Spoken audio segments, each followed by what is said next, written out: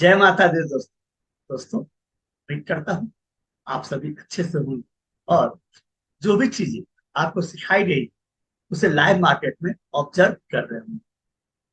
और मुझे पूरा भरोसा भी है कि अब आप चार्ट पढ़ना सीख रहे हैं और चार्ट को समझ रहे हैं। दोस्तों, ये एक दिन का सब्जेक्ट नहीं है जो आप एक दिन में ही ऑब्जर्व करके इसे सीख जाए। इसके लिए लंबा अनुभव चाहिए। कोई भी व्यक्ति जिनसे भी आप मिले होंगे, ये सिर्फ कहने की बात है कि वो इस साल में सीख गया, 2 साल में सीख गया, ऐसा नहीं है। बस मेरे विचार से कम 3 साल तो लगेंगे, है ना। हो सकता है 5 साल भी लगेंगे, हो सकता है 10 साल लगेंगे। ये इस बात पे डिपेंड करता है कि आप अपनी गलतियों को कितना जल्दी एक्सेप्ट कर लेते हैं और उसे सुधारने की कोशिश करते हैं। खैर, आज हम और आप ऑप्शन की पढ़ाई कर रहे हैं क्योंकि लंबा वीकेंड है ना। सैटरडे, संडे और मंडे छुट्टी ही है। तो मैं ये चाहता हूं कि मैं ये ऑप्शन स्टार्ट करूं और आपके पास भी छुट्टी रहेगा तो इस पे आप प्रैक्टिस करें। और ऑप्शन की मैं छोटी छोटी वीडियो बना के डालूंगा, एक ही बार में सारा चीज नहीं पढ़ रहा हूं, क्योंकि मुझे मालूम है जैसे ही आप सीख जाएंगे आप ट्रेड लेना स्टार्ट करें। और ये मैं चाहता, आप पहले ऑप्शन के बारे में समझिए, सीखिए होता क्या है, कैसे काम करता है, इसका फायदा क्या है, इसका नुकसान क्या है, ये सारी चीजें पहले समझिए और फिर ट्रेड वेट के बारे में सोचिए। ऑप्शन में यदि आप इंटर कर जाते हैं बिना पढ़े बिना समझे, तो ये सिर्फ और सिर्फ आपको बर्बाद कर ऑप्शन को बिना समझे बिना जाने ट्रेड करना बिल्कुल अपने डेथ वारंट पे खुद से साइन करने के बराबर। तो अपने डेथ वारंट पे साइन ना करें, पहले उसे समझे ये होता क्या है।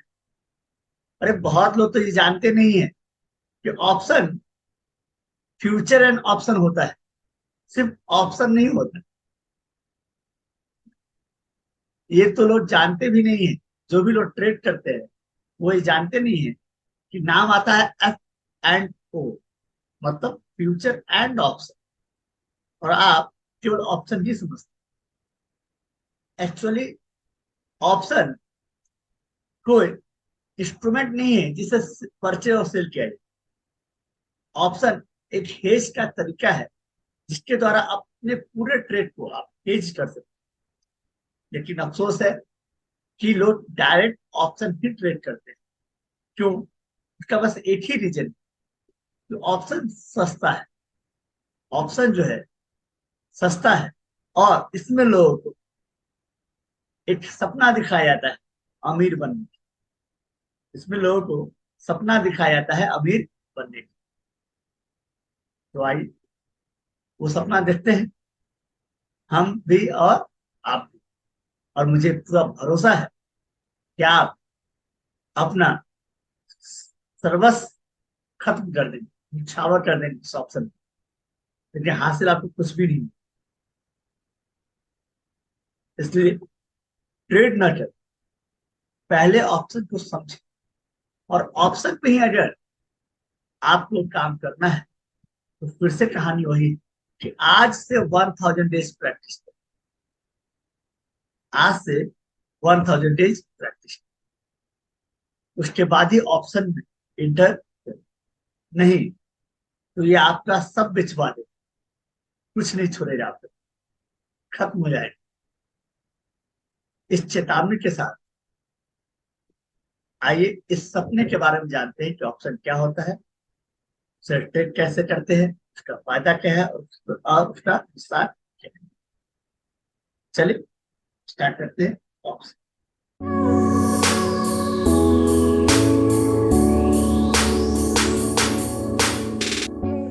देखिए, हम और आप ऑप्शन एग्जाम पास करने के लिए नहीं पढ़ते। हमें और आपको ऑप्शन समझ में आना चाहिए, वो भी अच्छे से, ताकि समझ में आए कि ऑप्शन किस तरीके से काम करते हैं। सबसे इंपॉर्टेंट यही बात कि ऑप्शन किस तरीके से काम करता है ये आपको समझ, और ये धीरे धीरे ही हो। एक ही दिन सारी चीज समझने के लिए बैठेंगे ये संभव।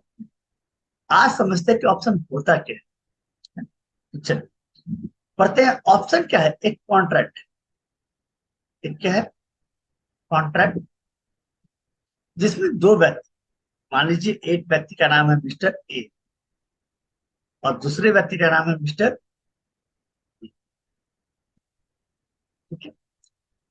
ये दोनों व्यक्ति किसी प्राइस को लेकर या किसी लेवल को लेकर, है ना, जो फ्यूचर में हो सकता है, उसको लेकर कॉन्ट्रैक्ट बनाते हैं। और ये अपने अपने अनुमान से और अपने अपने चार्ट रीडिंग के हिसाब से बताते हैं कि मार्केट जो है किस लेवल को टच कर सकती है ना, या किस लेवल तक जा सकती है। तो मान लेते हैं मिस्टर ए और मिस्टर बी ने अपने अपने अनुमान के आधार पर यह तय किया कि 5 अक्टूबर तक एक डेट तय किया गया कि 5 अक्टूबर तक निफ्टी जो है 20,000 के ऊपर रहेगी या नीचे रहेगी। तो मिस्टर ए के अनुसार, है ना, निफ्टी जो है इनके अनुसार 5 अक्टूबर तक उन्होंने एग्रीमेंट किया, कॉन्ट्रैक्ट किया कि 20,000 के ऊपर हो। मिस्टर बी ने बोला नहीं, निफ्टी जो है 5 अक्टूबर तक 20,000 के नीचे रहे। सिंपल। दो व्यक्ति किसी शेयर के प्राइस को लेकर या किसी इंडेक्स के लेवल को लेकर फ्यूचर डेट पे कॉन्ट्रैक्ट करते हैं अपने अपने अनुमान के हिसाब से। मिस्टर ए के अनुसार 5 अक्टूबर तक निफ्टी जो है 20,000 के ऊपर रहेगी और मिस्टर बी के अनुसार 5 अक्टूबर तक निफ्टी जो है 20,000 के नीचे रहेगी। और इस बारे में दोनों का एक कॉन्ट्रैक्ट होता है और इस कॉन्ट्रैक्ट का प्राइस तय किया जाता है 50। कॉन्ट्रैक्ट का प्राइस तय किया जाता है 50 रुपीज। मान लीजिए फ्राइडे को ये प्राइस तय होता है ना, जो लास्ट फ्राइडे था अपने पास, उस दिन ये तय होता है कि 5 अक्टूबर तक निफ्टी जो है 20,000 के ऊपर रहेगी और भी बोलते हैं नहीं, 5 अक्टूबर तक निफ्टी जो है 20,000 के नीचे रहेगी। और दोनों जो है लास्ट फ्राइडे, है ना, लास्ट फ्राइडे ये तय कर लेते हैं, है ना, अपने अपने अनुमान के हिसाब से। उसके लिए कॉन्ट्रैक्ट का प्राइस तय हो जाता है 50 रुपीज। अब हुआ क्या इस समझ? होता यह है कि यदि 5 अक्टूबर तक निफ्टी 20,000 के ऊपर जाती है तो ऑब्वियस है ये प्रॉफिट और ये लॉस। सिंपल, कुछ और ना सोचे, ना सिंपल सोचे। और यदि निफ्टी 20,000 के नीचे रहती है, 20,000 के नीचे रहती है कब तक? 5 अक्टूबर नीचे रहती है, इन्हें क्या होगा? प्रॉफिट। और इन्हें क्या होगा?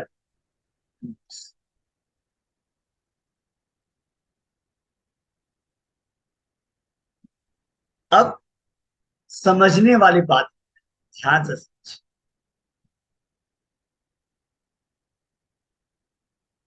पहला,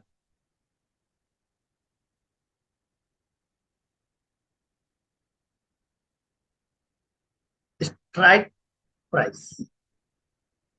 पहला, स्ट्राइक प्राइस क्या है? तो जिस प्राइस को लेकर या जिस लेवल को लेकर आपने कॉन्ट्रैक्ट बनाया, मिस्टर ए और मिस्टर बी ने कॉन्ट्रैक्ट बनाया, जिस लेवल को लेकर या जिस प्राइस को लेकर, यहाँ क्या होगा? यहाँ निफ्टी के 20,000 के लेवल को लेकर कॉन्ट्रैक्ट बनाया गया है, 20,000 के ऊपर रहेगी या फिर नीचे। तो जिस प्राइस को लेकर, जिस लेवल को लेकर आपने कॉन्ट्रैक्ट बनाया है, उसे बोलते हैं स्ट्राइक प्राइस। उसे क्या बोलते हैं? Strike price. क्लियर? दूसरा,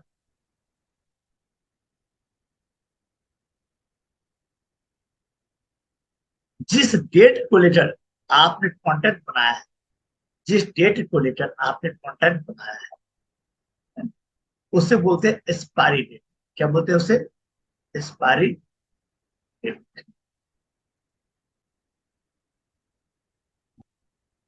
उसे क्या बोलते हैं? एक्सपायरी। और इस सब को लेकर जो कॉन्ट्रैक्ट बनाएंगे उसे बोलते हैं ऑप्शन। उसे क्या बोलते हैं?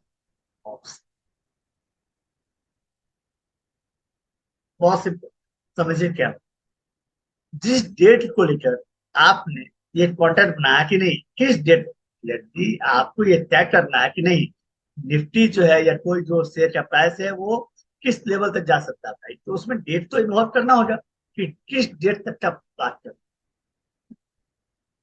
तो जो डेट का बात हुआ उसे बोलते हैं एक्सपायरी।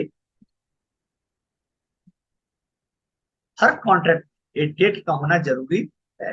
कौन से डेट पे आप इस कॉन्ट्रैक्ट को एग्जीक्यूट करने का बात करते हैं, तो जिस डेट को आपने मेंशन किया कि इस डेट तक का कॉन्ट्रैक्ट कर, उसे बोलते हैं हम एक्सपायरी डेट। और जिस प्राइस को लेकर बात आपने किया, ठीक ना, जिस प्राइस को लेकर आप दोनों ने कॉन्ट्रैक्ट किया, मिस्टर ए और मिस्टर बी ने कॉन्ट्रैक्ट किया, उसे क्या बोलते हैं? Strike price. और इस पूरे कॉन्ट्रैक्ट को क्या बोलते हैं? ऑप्शन।